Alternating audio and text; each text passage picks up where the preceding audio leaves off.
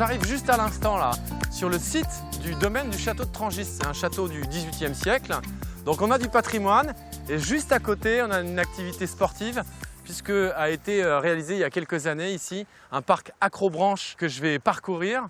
Alors ce qui m'intéresse, c'est d'une part de découvrir l'Acrobranche, c'est sûr, mais aussi de comprendre un peu la nature. Donc j'ai rendez-vous avec Alexandre, un spécialiste de la nature, et avec Angélique, une spécialiste de l'Acrobranche.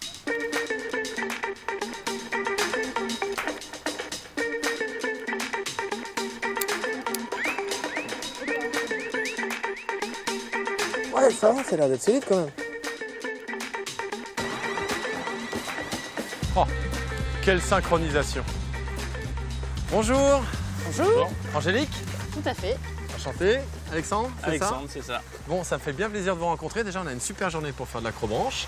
Exactement. Donc, si j'ai bien tout compris, Angélique, toi, tu t'occupes de l'acrobranche. C'est ça. C'est ça. Donc, on va parler acrobranche. Tu vas m'équiper, tu vas m'expliquer les consignes de sécurité pour pouvoir faire de l'acrobranche. C'est dangereux ou pas? Dans de bonnes conditions, avec une bonne sécurité, aucun danger. Ça va, je vais pas m'inquiéter. Exactement. Et avec toi, Alexandre, on va faire le parcours donc ensemble puisque tu es déjà équipé. Et toi, ta spécialité, c'est quoi? C'est la nature. C'est la nature. On y est. On Voilà, est en plein dedans. On est en plein dedans, donc on va essayer de découvrir des choses sympathiques. Il y a des choses sympas à découvrir là? Bon, tu m'en dis pas plus, ça va être la surprise, c'est ça. Je sens que tu veux pas trop m'en dire.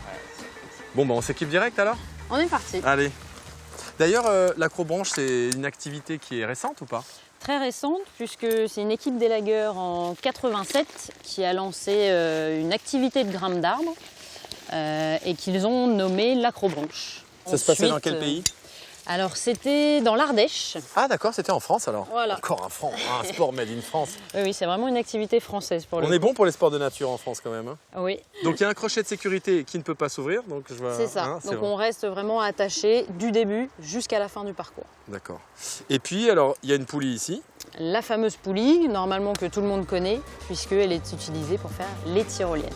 Ce que les gens préfèrent justement au parcours acrobatique en hauteur. Donc on est parti, je vais vous emmener au parcours test. Ok. Ça va, c'est solide?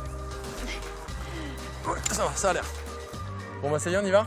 C'est parti, je vous laisse monter. Vous allez atteindre jusqu'à 5 mètres de hauteur. Voilà. Bon courage! Merci. Là, je l'ai accroché là. Hop. Alors l'avantage, c'est qu'au moins, on peut marcher en se reposant sur le côté. Pour tous les gens qui sont un peu paresseux, l'acrobranche, c'est très pratique. Hop. Hop, ça y est. C'est que le début. Alors, hop.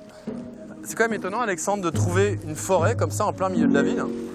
C'est l'avantage d'Évreux, ouais. On est en centre-ville et en même temps on a la forêt tout autour. Et là, le parc de Trangis, c'est une mini-forêt en plein cœur de la ville. Et on trouve des arbres assez remarquables en taille et en diamètre parce que ça fait très longtemps qu'ils sont là. Et l'avantage, c'est qu'on les conserve pour faire de l'acrobranche. Ça va, tout se passe bien, t'inquiète pas. Ça va? Ça va aller. Attends, voilà, comme ça. Hop. Sinon, j'appelle Angélique. Hein. Non, ça va aller, regarde. Je fais de l'accro accroupi, moi. Je fais de l'accroupi branche. Voilà. Ah, c'est sportif quand même.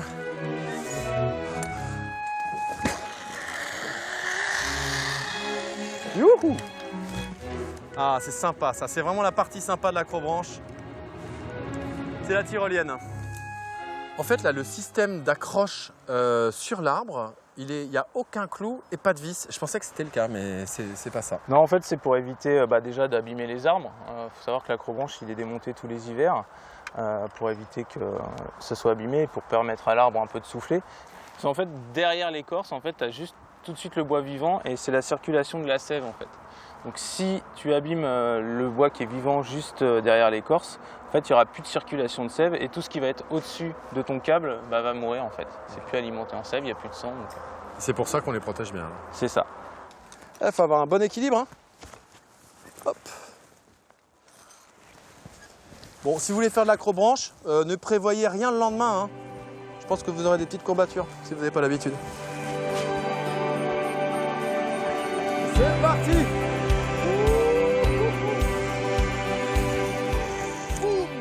Ah bah je l'ai bien attrapé celui-là.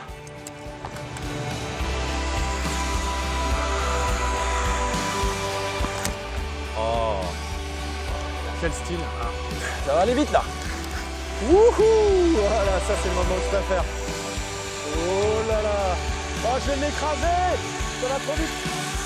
Oh, oh, dommage! Je suis reparti dans l'autre sens! Hop! Bon bah voilà, hein, ce qui se passe quand on s'accroche pas bien. Voilà, ce qui est intéressant dans le fond, c'est que d'ici, on voit une zone où il y a une blaireautière en fait. Ah Donc la blaireautière, c'est l'endroit où vont vivre toute une famille de blaireaux. Donc c'est un mammifère assez trapu, qui a des grandes griffes sur les pattes et qui est capable de creuser des kilomètres de galeries. Des kilomètres de galeries? Ouais. Donc là, il y a plusieurs trous, il y a un gros réseau. Et en fait, ce qui est caractéristique, pour ne pas confondre avec un terrier de renard par exemple, c'est que vu qu'il est assez trapu, quand il va dégager les débris quand il creuse, en fait, il va reculer avec ses pattes et gratter comme ça. Et du coup, il y a un espèce de toboggan à l'entrée du terrier qui est caractéristique du blaireau en fait. Donc alors, si on voit le toboggan à l'entrée de la tanière, ce qu'on appelle le terrier, le terrier, on est sûr que c'est un blaireau. Voilà, s'il y a un toboggan, c'est un blaireau.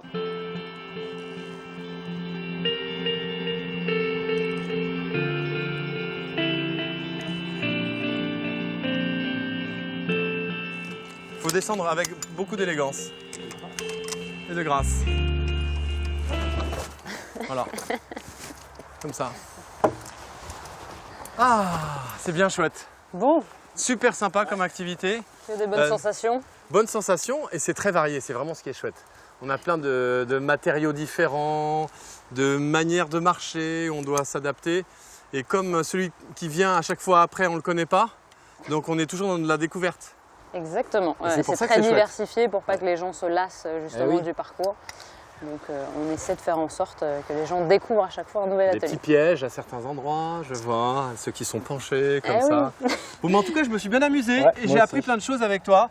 Et je retiens surtout qu'il ne faut pas découper l'écorce d'un arbre, sinon il meurt. C'est ça.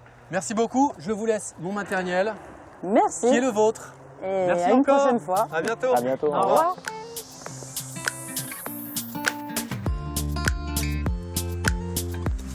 Voilà, c'est terminé. J'espère que comme moi, vous vous serez bien amusés dans cette aventure à Évreux, une ville qui vraiment vaut le détour. Sachez que si vous voulez trouver toutes les informations sur Évreux, sur l'émission, il y a d'abord la page Facebook Histoire de se balader et le site france3.fr. Là, vous avez toutes les infos. Moi, je pars maintenant à la recherche du blaireau. Blaireau! Blaireau, blaireau! Discrétion! Discret. Je suis visible, pas visible, visible, pas visible. Ok. Blaireau! Petit blaireau! Blaireau! Blaireau! Blaireau!